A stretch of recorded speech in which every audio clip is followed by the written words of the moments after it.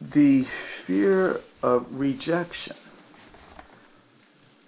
is that from a past life? It can be, but rejection is such a overused word maybe, because as children we learn to be pleasers.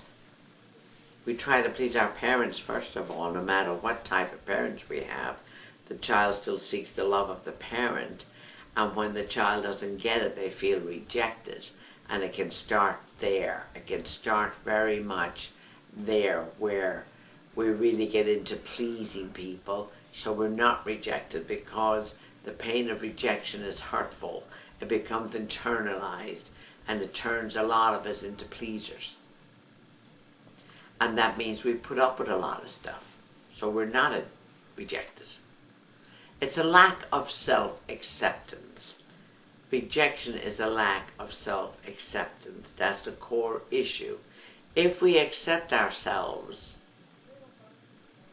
there is no rejection of self or of others. It's a process. It's a growing, and it's a knowing. Does our family help or hurt us when it comes to rejection? It's hard to tell. I mean, we are such individuals and we're all sensitive to things.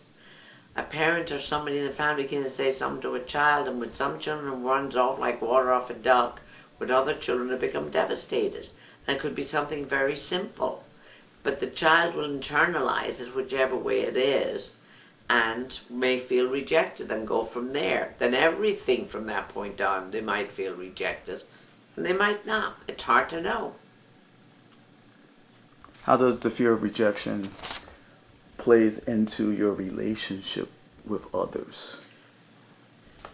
Well, you're afraid to be who you are and to say what your truth is, because if you have a fear of rejection, you're going to try and do everything to please that person. And sometimes that's not in your best interest. You're not being true to yourself.